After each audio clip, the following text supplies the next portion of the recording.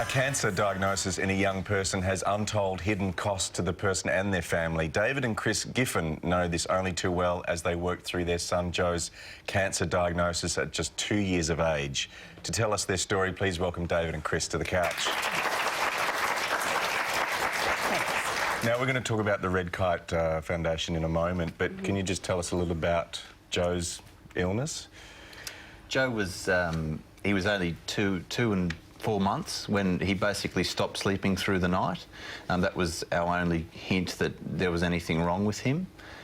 We'd been back to the doctor numerous times to try and find out what was wrong, and then eventually that led to his diagnosis late one Friday afternoon in Canberra. Yeah, and so you found out on a Friday, and this is just an example of the upheaval that the families have to endure, that you moved cities within 3 days. We did. We were diagnosed in Canberra on the Friday, and we arrived in Sydney on the Sunday. So we had another son who was 8 months old, so it was, you know, it turns your life upside down. We're still obviously in Sydney, and had our first meeting with the oncologist on the Tuesday, so it was an anxious few days wait. Yeah. Could you take us through, I think a lot of us hear the diagnosis and think, gee, that must be terrible, but can you take us through the day-to-day issues that you have to deal with? I mean, you're stuck in a hospital.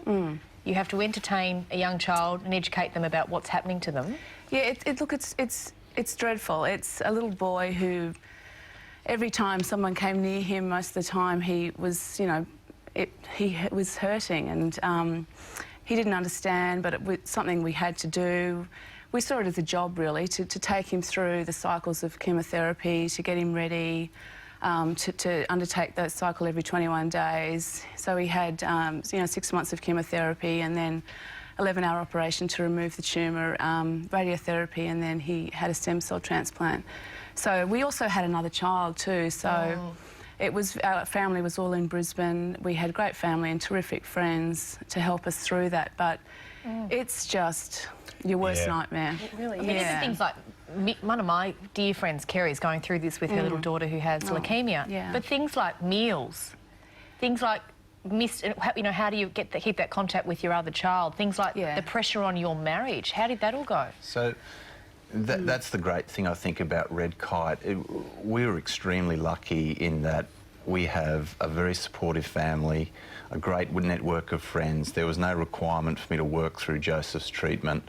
We moved to 2 minutes around the corner from the hospital, and it was really at the end of our treatment, I suppose, where we realised how lucky we were in our particular circumstances. But then when you're in hospital, you see so many families who do not have the benefit of, you know, lots of those aspects, and some families who have none of those. You know, single parents going through this. You know, rural families from rural communities who are, you know, whose families are 10 hours away and support networks 10 hours away.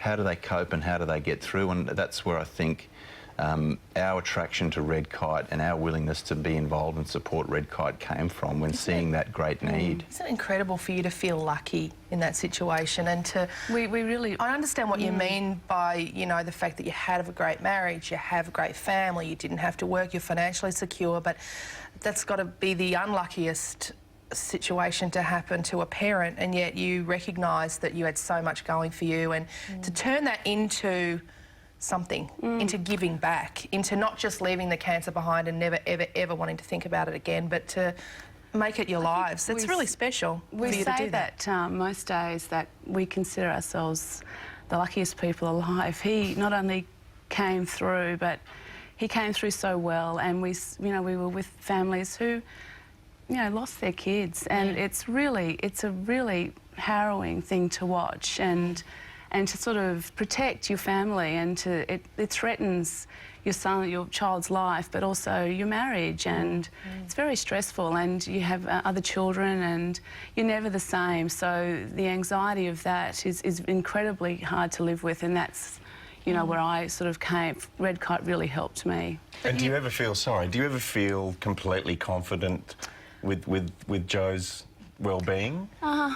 Yes? No. It's like look, an ongoing if he concern. Absolutely. I think that every 3 months he was tested, and every 3 months we knew if he relapsed. There was they'd done everything they could. So living, you know, there was a high likelihood that he would relapse initially, and living with that fear is it's debilitating. And every time he would wake up during the night, Exactly. you'd be thinking, is this it all over And still again? he comes to me and says, I've got a sore head, and I think, Oh, yeah. where's it sore? How long's it been sore for? Yeah. You know, it's just something that doesn't leave you. And yet you're still, this is what amazes me. Your work with Redkite keeps you in that world, keeps you in the cancer parent world.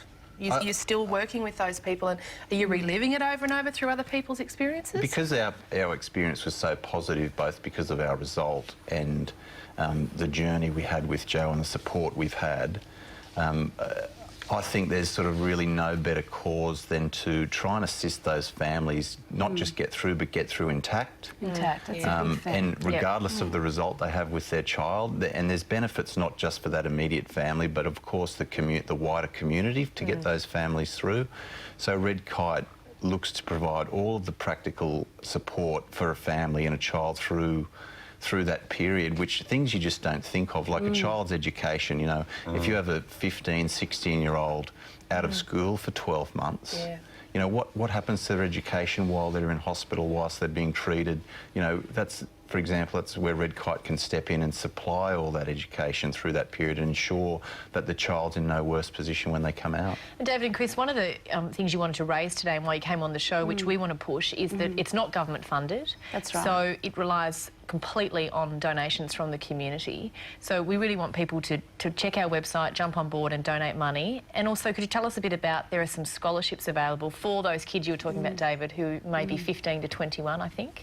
Yeah, so education's obviously a big part of any young child's life, and Redkite has acknowledged that. And each year, you know, goes through a process whereby they select a number of people from across, you know, that wide group of people diagnosed, and provide scholarships to those people to further their education. So it's, you know, just another example of Redkite having great benefit with those families and with the children. Well, there's more than along with you, 8,000 families a year that are dealing with the story that you've had to endure. We're so thrilled that you've come out the other side, but Thanks, what yeah. incredible people you are to be giving back so much. Can you please thank David and Kris Giffin? Thank you. It is an amazing foundation. More information on the wonderful work of Redkite is, of course, available through the Circle's website. So we urge you, if you can, $5, $10, anything you have, please donate. More of us after this. Well, have you ever said to yourself, one day I'd like to do this?